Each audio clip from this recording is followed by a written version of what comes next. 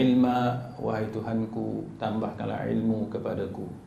Allahumma faqihna fid din, ya Allah, kurniakan kepada kami kefahaman tentang agama. Wa 'allimna at-ta'wil, dan ajarkanlah kepada kami kefahaman mengenai Al-Quran. Wahdinas siratal mustaqim, dan tunjukkan kepada kami jalan Engkau, jalan yang lurus. Amin ya rabbal alamin. Saudara-saudari, sahabat sahabiah, muslimin muslimat, mudah-mudahan kita semua pada malam ini berada dalam rahmat Allah Subhanahu wa taala, dikurniakan taufik dan hidayah oleh Allah Subhanahu wa taala insya-Allah. Malam ni kita sambung pengajian kita berdasarkan kepada karangan Dr. Yusuf Al-Qaradawi. Tajuk dia merungkai isu akidah antara salaf dan khalaf. Dalam pengajian kita yang lalu, sebelum bulan puasa, sebelum Ramadan, kita dah masuk pada muka surat 20 dan 21 Roman. Betul kan? 20 dan 21 Roman. Siapa yang tak tahu 20 Roman tu, tengok X2 tu. Ada X2 tu, itu makna 20 Roman. Lepas tu nampak XXI tu, itu adalah 21 Roman. Baik. Dalam kuliah kita yang lalu, kita ada sentuh sedikit contoh-contoh yang disebut oleh Dr. Yusuf Al-Qaradawi, iaitu berkenaan dengan perihal sifat Allah Subhanahu wa taala yang pada anggota zahirnya menyerupai makhluk. Kan? Anggota zahirnya menyerupai makhluk, tapi kita kata takkan sama makhluk ni dengan Allah Subhanahu wa taala. Maka Dr. Yusuf Al-Qaradawi dia bawakan kepada kita beberapa contoh, kan, antaranya wajah, kan, wajah Allah. Itu istilah yang ada dalam nas. Jadi manhaj salaf dia kekalkan wajah Allah, wajah Allah. Tapi kita tak pernah kata, kan, manhaj salaf dia tak pernah kata wajah Allah serupa dengan mana-mana wajah makhluk. Kan, sama ada hidung ke, ada bibir ke, tak pernah, kan, kita kata sedemikian. Sama dengan yad, kan, tangan, kan, al-yad. Bahasa Melayu kita bila sebut al-yad, maksud dia tangan. Kita juga kata yadullah, atau bila kita terjemah bahasa Melayu, tangan Allah.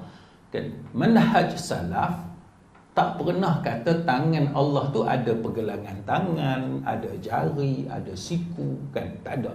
Kan, ada kulit macam kita ni, ada yang ada bulu lebat. Hak mamak tu ada bulu lebat sikit, hak Melayu sikit kurang ada bulu.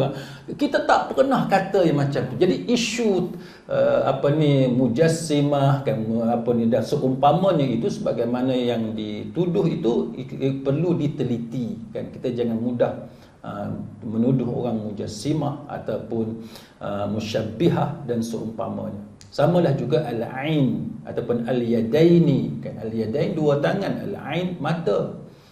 Itulah beberapa contoh. Ada lagi lah beberapa contoh yang lain yang tuan-tuan boleh tengok dalam kitab kita tu disebut, kan. Baik.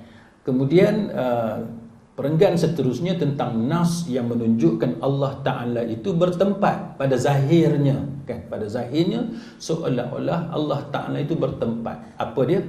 Dr. Yusuf Al-Qaradawi dia bagi contoh berada di atas, kan, berada di tempat tinggi, kan, berada di langit. Jadi bila nas kata berada di atas, kita kata berada di atas lah. Atas macam mana kita pun tak tahu, kan. Di tempat tinggi, kita kata oleh sebab nas kata tempat tinggi, kita tak pernah kata tinggi tu sama sebagaimana tinggi gunung ke, tinggi apa, kita tak pernah kata. Cuma nas kata tempat tinggi. Dan begitulah juga berada di langit, kan.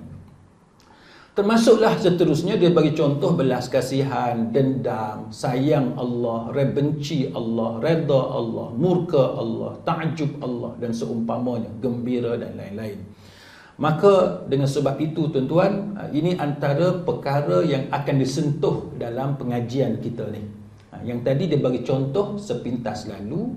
Jadi bila kita belajar kitab karangan Dr. Yusuf Al-Qaradawi, sebagaimana yang saya sebut sebelum ni tuan-tuan, dia cuba untuk merungkai kan, isu-isu yang sering menjadi pertelagahan, pertembungan antara manhaj salaf dengan manhaj khalaf. Maksudnya ialah Dr. Yusuf Al-Qaradawi cuba mempertemukan dua manhaj ini dan cuba mengharmonikan, kan. Kita tidak mahu untuk melaga-lagakan umat Islam, kan. Tapi kita nak supaya ada pertimbangan untuk mendamaikan. Kemudian seterusnya disebut tentang mengkaji pandangan Syekhul Islam Imam Ibn Taymiyah dalam isu ini. Ini menarik, tuan-tuan. Pasal apa? Sebab Imam Ibn Taymiyah ni seorang yang sangat kontroversi. Dalam kuliah yang lalu, saya pernah sebut kepada tuan-tuan, walaupun Imam Ibn Taymiyah ni sangat kontroversi, malah di kalangan sebahagian asatizah di Malaysia pun ada yang tolak secara total Imam Ibn Taymiyah, seolah-olah Imam Ibn Taymiyah ni 100% tidak berguna, kan. Tapi saya sebut kepada tuan-tuan bagaimana institusi-institusi yang hebat dalam negara kita, seperti Bank Negara, seperti Security Commission dan sebagainya, yang mana institusi ini dia ada jawatan kuasa syariah dia. Dia ada Syariah Advisory Council, SAC. Tuan-tuan boleh tengok resolusi-resolusi yang diputuskan, ketetapan yang dibuat oleh SAC, Majlis Penasihat Syariah dalam institusi keuangan negara kita yang besar, yang tinggi ni tuan-tuan, yang ada otoriti yang paling kuat dalam negara kita. Tuan-tuan boleh tengok nama Imam Ibn Taymiyah seringkali muncul. Maknanya apa? Maknanya dalam keadaan sebahagian asatizah kita duk kata Imam Ibn Taymiyah ni tak boleh pakai, sesat dan sebagainya, realitinya tidak begitu.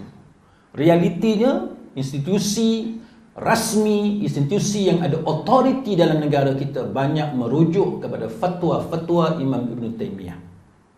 Sebab tu tuan-tuan tengok dalam tulisan ni, Dr. Yusuf Al-Qaradawi dalam perenggan ni dia sebut apa? Dia kata kepakaran beliau, mana dia akui, kan, kepakaran beliau dalam banyak bidang ilmu Islam mendapat pelbagai pengiktirafan, termasuk negara kita, kan, termasuk institusi keuangan negara kita seperti Bank Negara dan juga Security Commission. Kemudian dia kata ramai juga ulama yang mengambil dan mempelajari ilmu itu daripada Ibn Taymiyah. Ramai. Itu diakui. Kan, memang kita banyak ambil manfaat dan faedah daripada ilmu-ilmu yang dimiliki oleh Imam Ibn Taymiyah rahimahullahu ta'ala. Lepas tu dia kata apa? Tetapi pandangan beliau dalam isu ini begitu keras. Maknanya bahawa Dr. Yusuf Al-Qaradawi akui bahawa ada benda yang keras. Dan kita tahu bahawa tidak semua fatwa ulama kita terima 100%.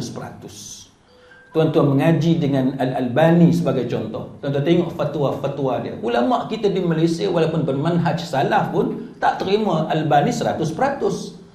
Walaupun sebahagian besar fatwa ataupun pendapat Albani kita terima, tapi ada juga yang kita tak terima. Tuan-tuan namakan siapa ada Syekh Muqbilnya dan sebagainya, Madkhali dan lain-lain, kan. Tuan-tuan tengok Shinqiti, Bin Bas, apa tuan-tuan namakan tokoh-tokoh contemporary yang mana kalau orang tu dia kata dia salafi, ini antara nama-nama yang sering kali dirujuk. Itu pun kita tak terima pendapat dia 100%. Kan? Itu menunjukkan apa? Menunjukkan bahawa perkara biasa. Kan? Perkara biasa. Baik, tetapi Dr. Yusuf Al-Qaradawi kata walaupun beliau seorang alim, tapi beliau juga manusia biasa. Mana kita akui dia ada kesilapan-kesilapan dia. Sebab tu dalam mazhab Imam Syafi'i pun tak ada ulama dalam mazhab Syafi'i yang kita terima pendapat dia 100%. Kan? Sebab tu dalam enactment negeri-negeri di Malaysia pun, kecuali Perlis lah, Perlis dia tak terikat dengan satu mazhab. Selain daripada Perlis, semua negeri, boleh kata hampir semua negeri mengatakan bahawa mereka akan rujuk keutamaan kepada mazhab Syafi'i, tapi selepas tu dia ada boleh juga mengambil daripada qaul mu'tabar mazhab lain. Itu menunjukkan apa? Menunjukkan bahawa walaupun negeri-negeri itu mengatakan mereka mengikat diri mereka kepada mazhab Syafi'i, tapi mereka masih membuka pintu untuk mengambil qaul, pendapat daripada mazhab lain yang mu'tabar. Itu contoh, tuan-tuan. Maka Dr. Yusuf Al-Qaradawi kata, sebab apa? Sebab bila kita manusia biasa, kita tak akan lari daripada melakukan kesilapan. Kita alim macam mana sekalipun, kita saleh macam mana sekalipun, kita tetap ada aib, kita tetap ada cacat celah. Maka dia kata penulis tertarik dengan pandangan Imam Hasan Al-Banna dalam isu ini. Sebagaimana yang saya sebut kepada tuan-tuan, Dr. Yusuf Al-Qaradawi ni dia ada nostalgia dia yang lama, kan? Sebab apa? Sebab dia dahulu dia memang seorang yang terlibat dengan ikhwan, gerakan ikhwan. Baik, maka dia merujuk banyak kepada apa yang dibawa oleh Imam Hasan Al-Banna. Apa yang dia tertarik? Dia kata perbezaan pandangan antara ulama salaf dan khalaf tidak sejauh seperti yang digambarkan oleh kebanyakan pengkaji. Dia nak bagi tahu bahawa walaupun manhaj salaf dengan khalaf ni nampak berbeza, dia kata walaupun nampak berbeza, yang ni salafi, yang ni khalafi, tapi dia kata sebenarnya perbezaan itu tak banyak. Dia kata bukanlah tak banyak, tidak jauh, tidak jauh yang ketara. Benda tu boleh diharmonikan, boleh didekatkan.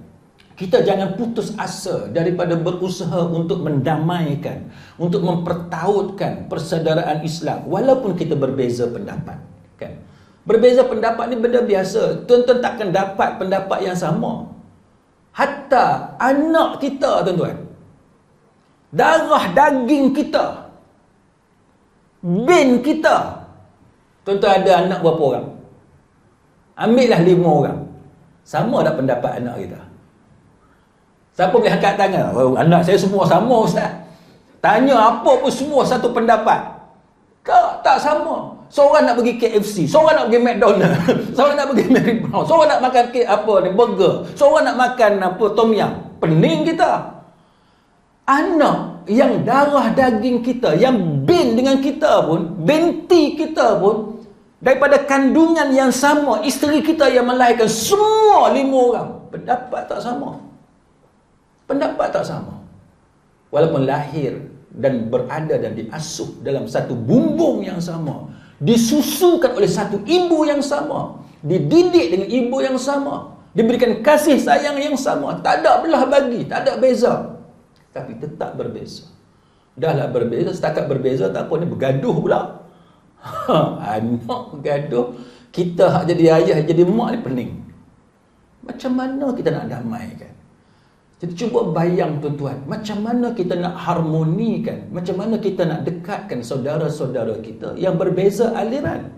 Sudah tentu lebih banyak perbezaan dia. Tapi Imam Hasan Al-Banna, sebagaimana yang disebut oleh Dr. Yusuf Al-Qaradawi, dia kata sebenarnya tak jauh sebagaimana yang digambarkan. Dia bagi harapan kepada kita bahawa benda ni kita boleh cuba untuk kita selesaikan. Maka dengan sebab itu dia kata kita perhatikan pandangan setiap kelompok tu dengan adil. Maka dia kata bila kita tengok kelompok itu dengan adil pandangan mereka, maka kita akan setuju bahawa sebenarnya walaupun ada banyak perbezaan, tapi lebih banyak persamaan. Dia bagi harapan. Walaupun ada perbezaan pendapat yang banyak, tapi hak lebih banyak adalah persamaan. Baik. Maka dia bagi contoh kepada kita bagaimana pendekatan Imam Hasan Al-Banna. Dia kata dia mengambil pendekatan pertengahan. Maka dia kata penulis, yakni Dr. Yusuf Al-Qaradawi, tidak berlebih-lebihan. Contohnya apa dia? Dalam mengakui kewujudan karamah dan meluaskan perkara itu sehingga menganggap para wali mampu mengubah alam, kan? Dan tidak perlu mengikut sunnahnya, yakni sunnatullah. Penulis juga tidak menolak kewujudan karamah seperti pandangan golongan Mu'tazilah dahulu. Mu'tazilah sampai tolak terus karamah. Karamah ni tak ada. Kita kata ada, tapi kita tidak melampau sehingga angkat wali ni sampai tak boleh ubah alam. Jadi bila kita angkat wali tu sampai tahap boleh ubah alam, maka itu adalah melampau. Kita dengar kan, ada wali yang boleh turunkan hujan.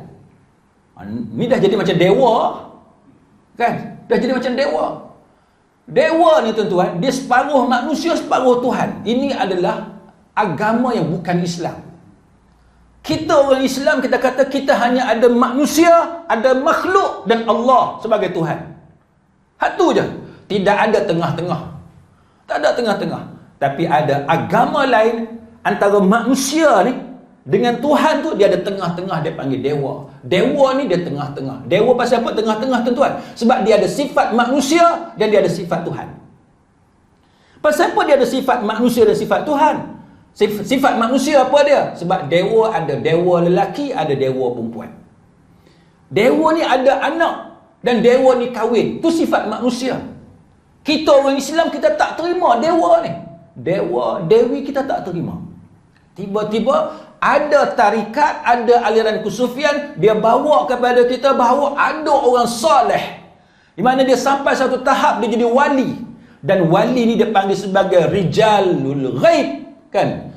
Wali yang ghaib, lelaki yang ghaib, yang tak nampak. Orang ni dia soleh dan tahap kesalehan dia tu tinggi sampai tahap dia jadi rijalul ghaib.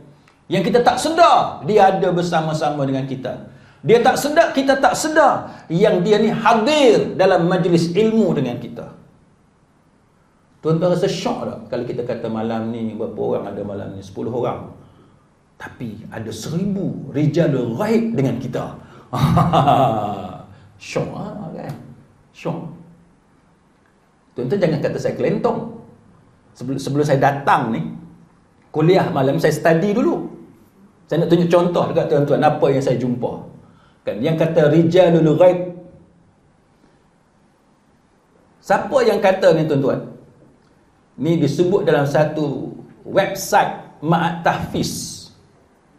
Website satu Ma'at Tahfiz. Tarikh dia 3 Mei tahun 2021. Baru lagi lah, tahun lepas. Tahun lepas. Saya duk kata, kita nak cari kat mana orang Malaysia ni yang duk percaya cerita rijalul ghaib. Sampai tahap Dr. Yusuf Al-Qaradawi dan ulama-ulama kita duk bincang pasal wali ni. Yang kepercayaan melampau kepada wali sampai tahap dia terkeluar daripada apa yang diajarkan oleh agama. Kita manhaj kita tengah-tengah. Karamah, yes, ada. Tapi syarat dia mesti ada nas. Kan? Kita percaya ada karamah, tapi syarat dia mesti ada nas. Sama ada ayat Quran atau ada hadis Nabi. Tak ada dua ni, kita tolak, kita reject. Kita bukan kata, kita kata karamah tak ada. Tak, kita tak kata karamah tak ada. Kita kata ada, tapi syarat dia diakui oleh Quran dan oleh hadis-hadis yang sahih ataupun hadis-hadis yang taraf dia diakui oleh para ulama untuk jadi hujjah. Pada masa yang sama, kita lawan golongan yang melampau dalam mengangkat wali ni. Dia melampau, dia ekstrim. Maka bila saya duk cari tadi tuan-tuan, ada. Ini sekadar contoh, saya nak baca, nak tunjuk dekat tuan-tuan bahawa memang ada dalam negara kita sekarang ni yang duk percaya benda-benda ni. Baik, apa ni saya baca sikit untuk pengetahuan tuan-tuan. Kalau tuan-tuan nak tahu, saya share dalam grup WhatsApp kita. Saya share dalam grup WhatsApp, boleh? Dia sebutlah Ma'at Tahfiz dia kat mana, negeri mana, alamat dia pun ada. Nanti saya share. Tapi tuan-tuan jangan pergi derma kat dia pula. Derma kat dia, kita pun duk risau. Derma ni bagus ke tak bagus? Orang duk percaya benda mengarut-mengarut ni, kita pun tak mau membantu pembangunan dia. Tapi kita nak bagi teguran lah. Kita nak bagi teguran, benda yang dia tulis dalam website dia, Ma'at Tahfiz ni, salah. Ini salah. Tapi kita baca sikit. Dia kata apa? Dia kata rijalul ghaib ni adalah sebahagian daripada wali Allah. Dia kata rijalul ghaib adalah sebahagian daripada wali Allah yang keberadaan dia tersembunyi. Kita tak nampak, tak tahu dia kat mana. Dan dia berada di bahagian tertentu, beberapa tempat di langit dan di bumi. Itu kata rijalul ghaib. Kat langit pun ada, kat bumi pun ada. Tuan-tuan kalau dengar lagu ni, tuan-tuan tak terasa ke nak jadi pengikut. Pasal apa? Kut-kut lah kita terpilih jadi rijalul ghaib juga, boleh duduk atas langit. Kita naik KL Tower pun seronok dah, KLCC pun seronok dah, tinggi kan. Ni boleh jadi wali Allah rijalul ghaib. Ma'at Tahfiz ni tuan-tuan, kita risau. Dia kata apa? Rijalul ghaib ini terdiri daripada golongan manusia yang sangat soleh. Dia sebut sangat soleh. Yang mana dia kata boleh juga dia kata hanya rohaninya sahaja yang dijadikan rijalul ghaib oleh Allah Subhanahu wa taala. Roh dia saja pun boleh dia kata. Ada pun dia kata orangnya tidak tahu dan hidup sebagai orang biasa di bumi. Mana kita ni kita tak tahu. Tetapi roh kita tu adalah rijalul ghaib. Faham kan? Kita tak tahu, kita hidup macam biasa, tapi sebenarnya kita ni roh kita adalah rijalul ghaib. Tetapi roh dia berada pada makam tersebut dan mengembara melakukan tugas dia sebagai wali Allah. Pening kita. Kita duduk sampah-sampah macam biasa. Roh kita mengembara. Sebab tu kita kata nas. Itu penting. Boleh juga mereka diangkat oleh Allah Subhanahu wa taala dari golongan jin muslim, jin Islam. Dia kata disebabkan oleh kealiman jin itu dan kesalihan jin itu sehingga mereka diberi kehormatan dengan pangkat rohani sebagai rijalul ghaib. Maknanya boleh jadi manusia dan manusia itu juga boleh jadi rijalul ghaib dengan sebab tubuh dia itu sendiri ataupun dengan sebab roh dia sahaja, tubuh dia buat kerja macam biasa sebagai lawyer macam biasa, sebagai doktor macam biasa, duduk dekat dis macam biasa kan, duduk kemas, duduk basuh pinggan kat belakang, tapi dia rijalul ghaib. Boleh jadi. Kalau ikut Mat Hafiz ni lah, boleh jadi. Kita tak tahu kita rijalul ghaib, tapi roh kita ada kata rijalul ghaib. Lepas tu dia kata rijalul ghaib ni juga boleh jadi jin Islam. Ini dakwaan dia. Dan dia kata bahawa rijalul ghaib ini sangat tersembunyi hingga hanya orang tertentu sahaja yang mengetahui keberadaan dia. Ni problem tuan-tuan. Sikit lagi orang tu mengaku dia kasyaf, hijab terbuka dan dia boleh berbicara dengan rijalul ghaib. Yang ni masalah kan. Lepas tu dia kata sebab apa? Dia kata sebab itu dia kata para ahli ilmu agama yang hanya belajar ilmu luar sahaja, ilmu biasa-biasa sahaja, dia kata tak akan dapat bertemu dengan mereka. Jadi tuan-tuan jangan duk kata benda tu tak ada, sebab tuan-tuan duk belajar ilmu biasa lah. Tuan-tuan duk belajar tafsir, tuan-tuan duk baca hadis, tuan-tuan duk belajar ilmu rijal, bukan rijalul ghaib. Rijal hadis tu rijal kan, ilmu rijal, jarah ta'dil.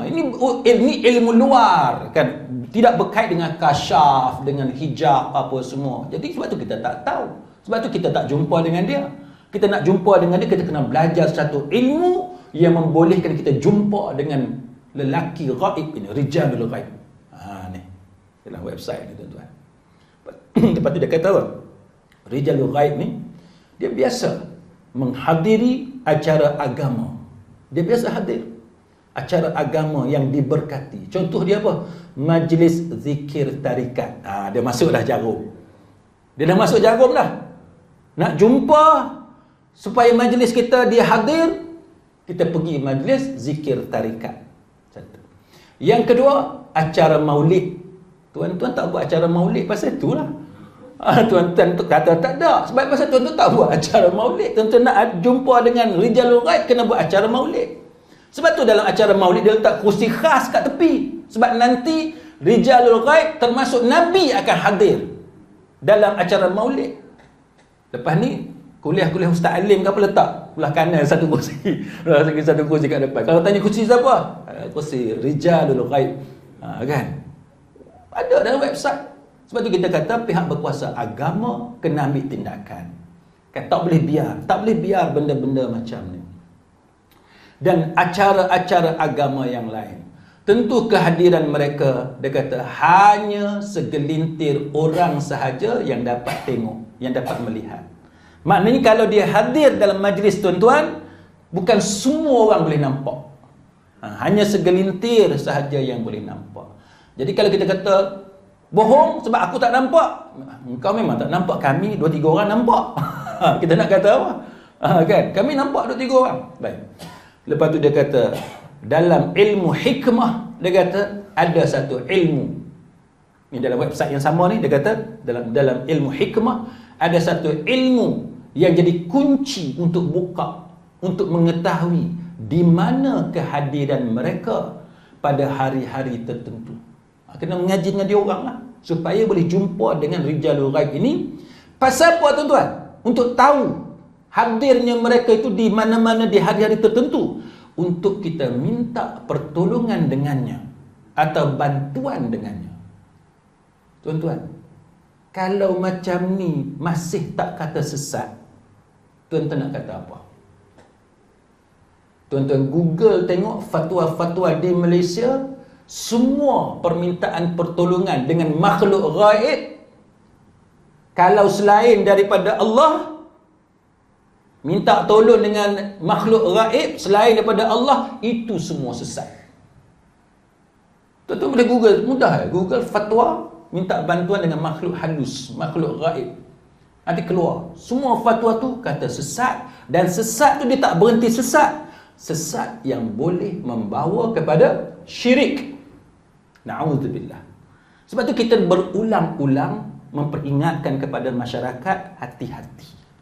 Benda-benda yang macam ni hati-hati. Jangan pandang mudah. Walaupun ilmu tu disebarkan oleh ma'had tahfiz. Nanti saya share dalam grup WhatsApp kita, ma'had tahfiz mana. Ni sebab live kita tak mau sebut lah nama ma'had tahfiz mana. Baik. Kalau kita tengok apa ulasan para ulama tentang rijalul ghaib. Pasal rijalul ghaib ni dikaitkan dengan wali Allah. Baik. Sekarang kita tengok apa ulasan para ulama tentang rijalul ghaib. Baik, sebahagian ulama mengatakan bahawa istilah rijalul ghaib tidak ada dalam nas yang muktabar. Maksudnya, tuan-tuan nak cari Quran, dalam Quran tak ada rijalul ghaib. Tuan-tuan nak cari istilah rijalul ghaib dalam hadis Nabi pun tak ada. Tuan-tuan nak cari rijalul ghaib yang dikarang oleh ulama yang muktabar pun tak ada. Habis kalau tak ada, dia datang daripada mana? Baik. Istilah rijalul ghaib ataupun manusia ghaib tak ada, ataupun rijalul ghaib di tengah-tengah manusia yang macam kita pun tidak ada. Kalau ada sekalipun, mula-mula dia kata tak ada. Kalau ada sekalipun, ketahuilah yang dikatakan rijalul ghaib itu, kalau ada, ia adalah jin.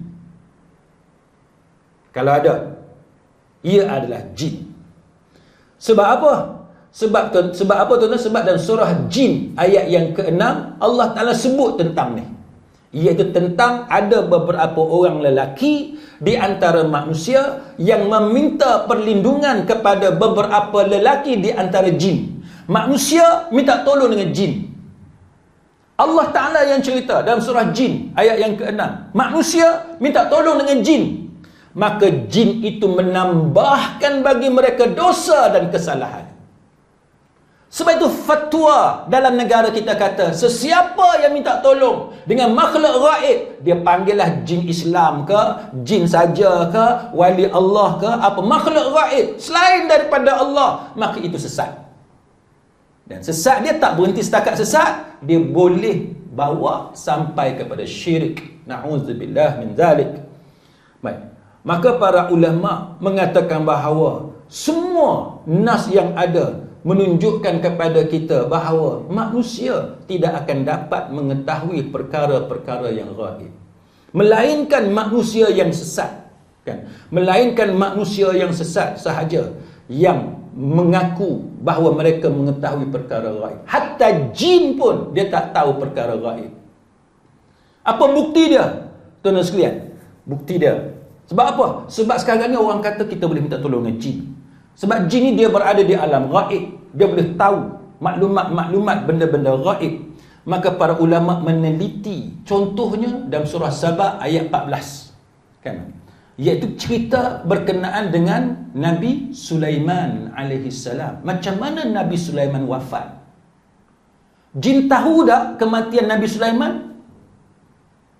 Nabi Sulaiman yang jin duduk jadi khadam dia, berkhidmat, duduk serve Nabi Sulaiman pun, Nabi Sulaiman tak apa ni, kematian Nabi Sulaiman, kewafatan Nabi Sulaiman tidak diketahui oleh jin. Tu kita tak cerita pasal benda lain lagi. Jin yang duduk mengelilingi Nabi Sulaiman, duduk serve Nabi Sulaiman pun dia tetap tak tahu. Sebab dalam surah Sabah ayat 14 tuan-tuan sekalian, Allah Ta'ala cerita benda ni. Kan Allah Ta'ala cerita benda ni. Macam mana falamma qadayna alaihi al-maut ma dallahum ala mautih illa dabbatul ardi ta'kulu min sa'ata falamma kharrat tabayyanatil jinnu aw allau kanu ya'lamuna al-ghaiba ma labithu fil azabil muhin. Allah Ta'ala kata ketika mana kami telah menetapkan, kalau falamma qadayna alaihi al-maut, ketika mana Allah Ta'ala menetapkan kewafatan, maut, kematian Nabi Sulaiman, tidak ada yang menunjukkan kepada mereka kematiannya itu. Tak ada orang perasan, tak ada orang tahu kematian dia, kan? Sehingga tongkat dia tu dimakan, kan? Reput, dia pun jatuh tersungkur. Pada masa itu, kan? Pada masa itu Allah Ta'ala menyebut falamma kharrat tabayyanatil jin, ketika itu tahulah jin itu. Baru jin perasan. Mana jin pun tak tahu Nabi Sulaiman yang duduk serve tu sudah dah mati dah. Bila tongkat terreput, baru tahu. Tahulah jin bahawa kalau sekiranya mereka mengetahui benda yang gaib, tentulah mereka tidak tetap dalam siksa yang menghinakan. Jin baru tahu sebenarnya mereka pun tak tahu benda gaib. Mana ayat ini menjadi dalil bahawa sampai tahap jin pun dia tak boleh tahu. Dia tahu hanya setakat sebagaimana manusia tahu kalau benda itu diberitahu oleh Allah Ta'ala. Benda yang gaib yang Allah Ta'ala tak bagi tahu, kita tak tahu. Syurga, kita tak pernah nampak syurga, tapi kita tahu syurga ada pasal apa? Kerana Allah yang bagi tahu. Nabi bagi tahu kepada kita illa wahyu yuha, daripada wahyu Allah Ta'ala juga. Neraka kita tak pernah tahu, tapi kita tahu ada neraka sebab itu diberitahu kepada kita oleh Allah Subhanahu Wa Ta'ala. Jadi sebab itu tuan-tuan sekalian, para ulama mengatakan bahawa meminta pertolongan dengan rijalul ghaib adalah benda yang sesat, dan benda yang tak boleh kita terima. Tapi benda inilah yang diwar-warkan kepada masyarakat kita sekarang. Kononnya nak tunjuk hebatnya mereka, sebab mereka ni boleh jumpa dengan rijalul ghaib. Dia boleh bohong lah tuan-tuan, sebab semua orang tak nampak. Benda yang kita tak tahu, bukti tak ada, bukti nas syar'i, nas agama pun tak ada, scientific evidence pun tak ada, tapi dia boleh kelentong. Dan para ulama juga mengatakan bahawa hatta malaikat pun tak tahu benda gaib. Tadi jin, ni malaikat pun tak tahu benda gaib. Pasal apa? Para ulama sebut malaikat kerana malaikatlah makhluk yang paling dekat dengan Allah. Tak ada dah makhluk lain yang paling dekat dengan Allah. Malaikatlah. Malaikat. Dan malaikat pun tidak mengetahuinya. Sehingga kan Allah Ta'ala sebut dalam surah Al-Baqarah ayat 30 hingga 32. Ayat ni panjang, tapi saya baca sikit. Tuan-tuan tengok daripada ayat wa idh qala rabbuka lil malaikati inni ja'ilun fil ardi khalifah, kan, sampailah kepada qalu subhanaka la ilma lana illa ma 'allamtana. Maksud dia apa? Iaitu qalu subhanak, kan, sesungguhnya engkau lah Tuhan, maha suci engkau wahai Allah, tidak ada yang kami tahu, mana tak ada benda yang kami tahu melainkan apa yang telah engkau ajarkan kepada kami. Hak mana Allah ajar baru kita tahu, yang Allah Ta'ala tidak ajar kita tak tahu. Maka sebab tu tuan-tuan, cerita wali Allah yang dikaitkan dengan istilah rijalul ghaib, kita kena hati-hati, kan? Kita kena hati-hati. Tapi orang kita ni bila kita tegur, dia marah. Sekarang zaman media sosial, syok, dia tak payah masuk TV3 dia tapih dulu. Ni tak, kita rakam, dia keluar terus, viral terus, pakai tengkolok, dia bersilat. Dia challenge, seolah-olah kita takut sangat. Tuan-tuan sekalian, tak payahlah kita buat langkah pendekar ke nak tunjuk kita ni pandai bersilat ke, tak payahlah. Kita bercakap berdasarkan ilmu. Tak payah kita nak tunjuk something, tak payah nak tunjuk kita ni pandai main senjata, tak payah nak tunjuk kita ni ada kehulu balangan, kan? Tak payah, Kan kita bagi tahu benda yang kita yakin ini adalah benar dalam agama. Sebab kita kasih kepada saudara seagama kita. Kita nak selamatkan semua orang Islam, dan kita kalau boleh nak selamatkan semua manusia daripada syirik dan daripada kesesatan. Tapi ialah takdir Allah, mesti ada orang sesat. Itu takdir Allah. Lepas itu ada neraka. Ini hakikat yang semua kita tak boleh nak nafikan. Tuan-tuan tak boleh usaha supaya Allah Ta'ala hapuskan neraka. Tak boleh. Itu menjadi takdir Allah. Adanya orang jahat, adanya orang kafir, adanya orang syirik, dan adanya neraka Jahannam. Na'udzubillah min zalik. Kita bukan golongan yang suka menyesatkan orang. Kita bukan golongan yang suka mudah-mudah mengkafirkan orang. Tapi kita cerita benda ni sebagai peringatan bersama. Untuk kita selamat di dunia dan juga di hari akhirat. Baik, kita sambung sikit apa yang disebut oleh Dr. Yusuf Al-Qaradawi.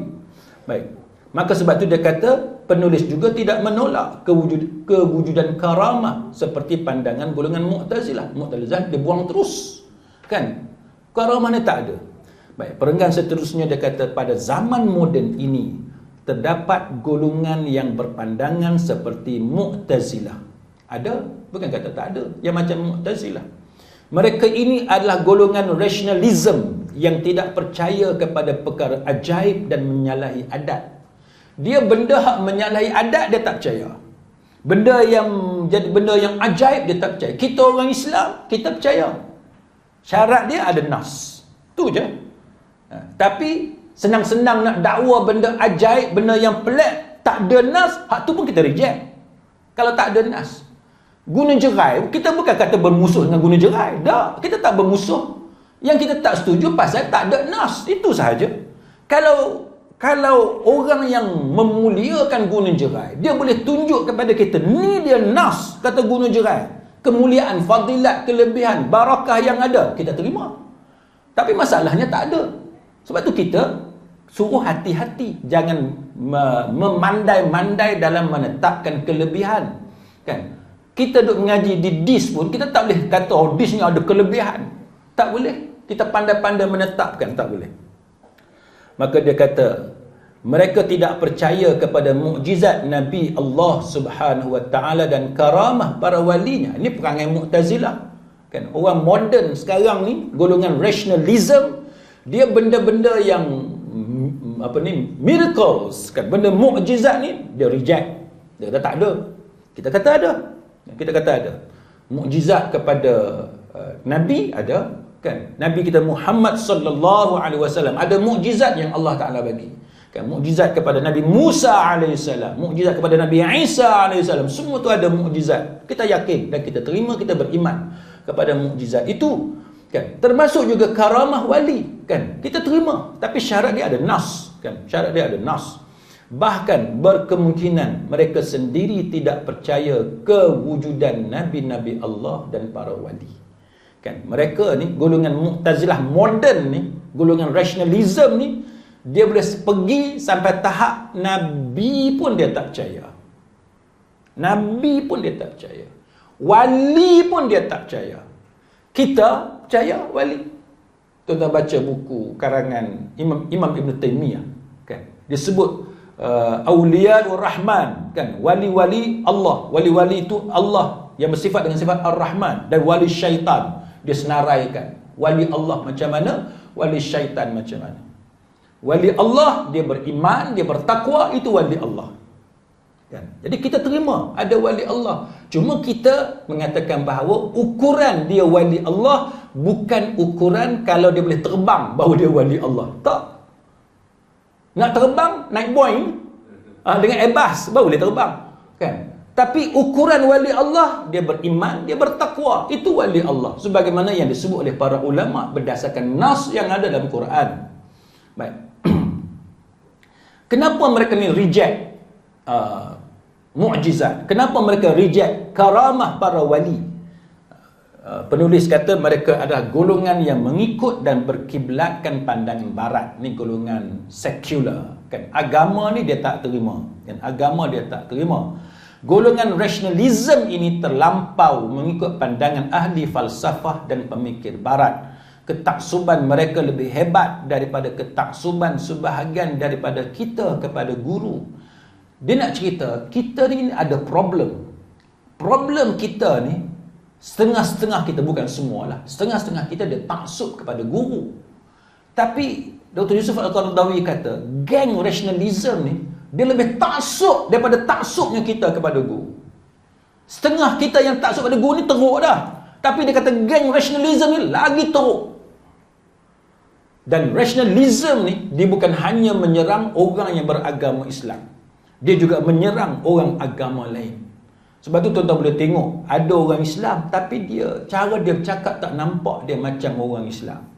Tuan-tuan boleh tengok orang Hindu, tapi dia bercakap macam dia sendiri bermusuh dengan agama Hindu. Dia Kristian, tapi dia nampak tak percaya kepada Kristian. Kan saya pernah cerita kan, kawan saya di England, bila kita tanya dia kata ya, dia ada segi dokumen, kan, printed on the document, dia kata memang dia ni Christians, dia kata kan. Kristian apa dia? Church of England. Tapi dia kata Jesus ni, dia kata 50-50. Separuh-separuh. Tuan nak kata apa? Dia Kristian. Tapi dia berani sebut dia dengan Jesus ni, percaya pun ada sikit, tak percaya pun ada juga. Kita orang Melayu tu, kita orang Islam di Malaysia ni, teruk-teruk kita pun, kita tak jumpa lagi lah orang Melayu dia kata saya dengan Nabi Muhammad ni separuh-separuh, 50-50. Tak berani tuan-tuan, tak berani. Kecuali cerita Yapin tu cerita lain lah, ada kahar apa semua tu, ajaran sesat tu cerita lain. Tapi nak cerita budak-budak kita yang tak semayang pun, budak-budak kita hak nakal lah, hak jenis ketum apa semua ni, saya sebut ketum ada terasa pula. Kan, hak ketum, hak dada, hak tak semayang apa-apa semua, isap rokok berkotak-kotak pun, kalau tanya pasal Nabi Muhammad tak berani kata saya dengan Nabi Muhammad ni 50-50. Tak ada. Setengah-setengah tu walaupun pakai baju kepala tengkorak tu tuan-tuan, tapi kalau ada orang hina agama Islam, hina Nabi Muhammad, dia ke depan daripada kita ni. Kita baru nak pakai kain, baru nak pakai seluar, dia awal lagi dia dah keluar dah. Dia sanggup duduk kat depan, demo kan, keluar ramai-ramai. Itu orang kita. Tapi nak sebutnya itulah yang pinpoint oleh Dr. Yusuf Al-Qaradawi tentang masalah golongan. Baik, lepas tu dia pergi kepada tajuk seterusnya, perenggan seterusnya. Dia kata usul yang ke-14 yang kita cerita secara ringkas sebelum ni. Isu yang diperbahaskan hampir dengan ruang lingkup usul sebelumnya. Apa dia? Itu isu usul ini berkisar tentang kubur dan orang yang ditanam di dalamnya. Ini juga berkenaan sebahagian daripada perkara khurafat dan bid'ah yang membawa kepada syirik. Ada orang dia marah bila kita cerita pasal kuburiyun. Dia seolah-olah dia kata kita ni mudah sangat duk gelarkan orang kuburiyun, penyembah kubur. Tuan-tuan, kita bukan mudah-mudah nak tuduh orang kuburiyun ataupun penyembah kubur. Nak tahu wujud ataupun tidak kuburiyun ataupun penyembah kubur, klik YouTube boleh tengok. Tuan-tuan tak pergi jauh lagi, tak payah pergi Singapura lagi, tak payah pergi Indonesia lagi. Dalam negara kita dulu, kita boleh tengok. Dah berapa banyak kubur keramat dalam negara kita yang dihapuskan ataupun yang telah dikawal oleh pihak berkuasa pasal adanya amalan khurafat. Itu bukti apa? Itu bukti menunjukkan bahawa memang ada amalan khurafat dan syirik yang dilakukan oleh rakyat dalam negara kita. Tuan-tuan buka fatwa di Melaka, tuan-tuan buka fatwa Negeri Sembilan pun ada fatwa-fatwa. Itu menunjukkan apa? Menunjukkan memang ada orang Islam kita duk buat benda-benda khurafat di kubur. Dan orang kita ni tuan-tuan, minta maaf lah, saya bukan nak memperlekehkan orang, tapi kita just nak cerita, nak share sebagai pengajaran. Iaitu golongan taik judi. Hak kaki judi ni tuan-tuan, orang Melayu kita, orang Islam. Tapi dia perangai dia sama dengan orang bukan Islam yang taik judi juga. Dia boleh share Tuhan tu. Tuan-tuan tahu tak dia share Tuhan macam mana? Kita duk mengaji. Apa dia? Qul ya ayyuhal kafirun. Ingat tak? Kan? La a'budu ma ta'budun. Yang ustaz-ustaz setengah ustaz buat lawak kata tak jumpa cari hujung. La a'budu ma ta'budu wala antum a'biduna ma a'budu wala ana a'budu ma abadtu wala antum a'biduna ma a'budu wala ana tak jumpa hujung. Adalah ustaz buat cerita tak tahu betul tak betul, saya pun tak tahu. Tapi boleh jadi kadang-kadang jadi imam kita gugup. Yang kita mai dia darah gemuruh tu hilang. Saya sendiri jadi khatib, tuan-tuan pun tahu, saya khutbah daripada zaman saya remaja tak pernah pakai teks. Tapi time dia datang terlupa, tuan-tuan. Selawat Nabi pun terlupa. Tak ingat selawat macam mana tahu. Boleh terlupa. Cuma sebab kita pengalaman tu kita tak cepat panik. Kita tak cepat panik. Bila kita ulang 2-3 kali, kita jumpa balik kan. Pasal selawat Nabi apa semua. Tak apalah. Tapi nak ceritanya, Qul ya ayyuhal kafirun itu menunjukkan apa? Menunjukkan bahawa kita tak boleh berkongsi. Kan? Cara ibadat, tak boleh kongsi Tuhan, gilir-gilirkan Tuhan, tak boleh. Dan tuan-tuan boleh tengok benda inilah yang berlaku sekarang. Yang berlaku sekarang. Saya tahu ni tuan-tuan pasal dengan takdir Allah Ta'ala. Bila saya chambering, kan, tahu chambering kan? Bila saya chambering nak jadi lawyer ni tuan-tuan. Saya chambering dengan lawyer Cina yang memang buat kes judi. Bila lawyer Cina yang buat kes judi, jadi saya hari-hari duk handle kes judi. Common Gaming House Act, Akta Rumah Perjudian Terbuka. Ini antara akta yang saya duk selalu buat kes hari-hari. Tai judi ni tuan-tuan memang dia kongsi Tuhan. Orang Melayu kan boleh pergi kubur Cina. Orang Cina boleh pergi kubur Melayu. Kita tengok pun kita pening. Pasal apa? Orang Hindu boleh pergi tokong Cina. Jadi bila kita jadi lawyer, kita interview. Kita tanya kan, macam mana cerita judi, kena tangkap apa semua. Rupa-rupanya tuan-tuan, saya tanya satu klien ni, dia Hindu. Dia pergi semayang dekat tokong Cina ni. Saya tanya, you agama apa? Kata, saya Hindu tuan, dia kata. Firm, saya Hindu tuan, dia kata. Habis you Hindu, pasal apa you pergi semayang dekat tokong Cina? Dia macam ni tuan. Dia nak cerita. Dia macam ni tuan. Kita, dia kata, bila kita semayang dekat kita punya Tuhan, tuan pun tahulah kita punya Tuhan ni itu tokong, itu patung. Kita semayang-semayang tak dapat, dia kata. Kita tahu dah dia nak bawa pergi mana tu. Kita minta-minta tak dapat. Minta-minta tak dapat. Jadi kita, salahkah kalau saya pergi try Tuhan lain pula? Dia bagi ayat tu. Saya kata, aku nak cakap macam mana dengan Hindu ni? Dia kata, salahkah kita try? Mana tahu ada luck. Dia kata, ada luck. Kan? Dia pun try lah dekat satu tokong Cina ni. Saya pun dah lupa dah tempat. Tapi saya masih ingat lah. Dia masa interview tu. Dia kata, bila try dekat tokong Cina ni, dapat. Tokong Cina dapat. Jadi tokong ni baik dengan saya, dia kata. Jadi saya pun bawa lah tanda terima kasih, syukur, dia kata, pasal Tuhan Cina ni bagi dekat saya.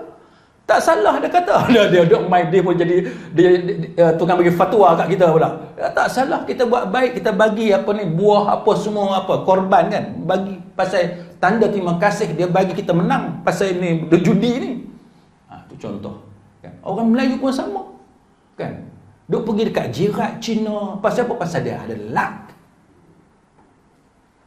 Tuan-tuan, hak ni kata syirik. Pergi dekat kubur wali, minta apa? Judi. Tuan-tuan boleh bayang tak minta dengan wali? Kalau wali tu boleh keluar daripada kubur, dia ketuk kepala seorang-seorang, tuan-tuan. Boleh minta, nak berjudi, minta dengan wali. Sama juga tuan-tuan boleh tengok orang Cina, dia ada tokong nama Melayu kan. Sama. Di Penang kita ni kan ada pergilah, ada kat Penang. Nama Melayu.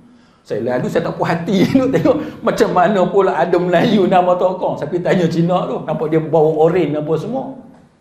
Saya pergi tanya dia.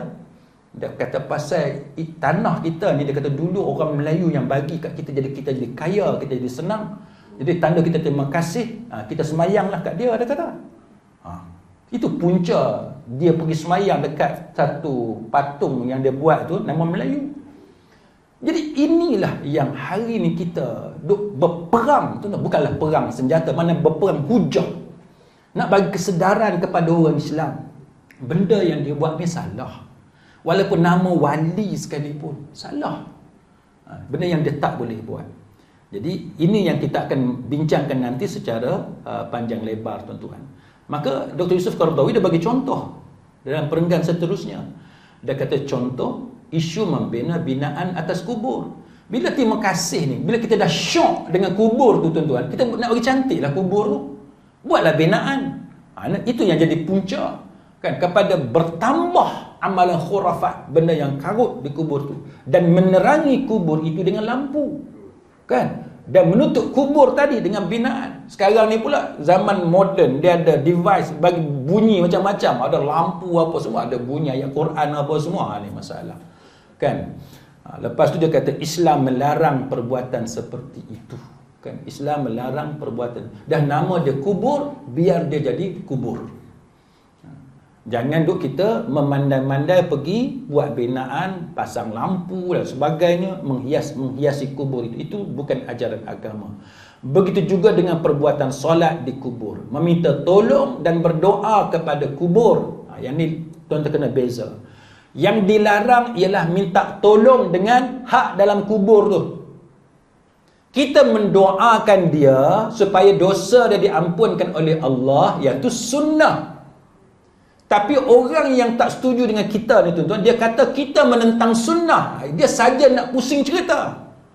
Kita tak pernah larang orang mendoakan mayat. Kita tak pernah larang orang menziarahi kubur. Kita tak pernah larang orang ambil iktibar daripada apa yang ada di kubur itu. Yang kita larang, yang kita bagi nasihat, yang kita kritik ini apabila mereka berdoa minta tolong dengan orang dalam kubur itu. Hak tu yang kita buat teguran. Jadi perbuatan itu seperti meminta tolong dan berdoa kepada kubur. Tuan-tuan boleh tengok perenggan ni, memang Dr. Yusuf Qaradawi sebut terang-terang. Dia kata perbuatan itu adalah perbuatan mungkar. Dia kata kan, minta tolong dan berdoa kepada kubur, hak ni mungkar. Bukan kata bila kita bagi salam kat kubur tu mungkar, hak tu tak, itu sunnah. Bukan kata bila kita sebut Allahumma ighfirlahu itu mungkar, tak, yang tu sunnah. Yang tu memang agama ajarkan kepada kita. Yang mungkar ini berdoa, kita minta tolong daripada kawan tu. Itu yang disebut sebagai mungkar. Maka penulisan ini dia kata membincangkan perbezaan antara ziarah kubur yang syar'i dan ziarah yang bid'ah. Nanti kita akan belajar secara lebih detail nak beza macam mana ziarah kubur yang menepati sunnah dengan ziarah kubur yang khurafat, yang bid'ah, yang bertentangan dengan agama. Baik. Jadi itu antara yang kita akan bincang nanti, dan dia kata perbincangan ini berdasarkan kepada hukum dan dalil. Kan? Terutamanya dalil yang sahih daripada hadis Nabi Muhammad sallallahu alaihi wasallam. InsyaAllah kita akan sambung dalam kuliah kita akan datang, jika diizinkan oleh Allah Subhanahu wa ta'ala. Wallahu a'lam. Aqulu qawli hadza wa astaghfirullahal azim li wa lakum. Wassalamu alaikum warahmatullahi wabarakatuh. Subhanakallahumma wa bihamdika asyhadu an la ilaha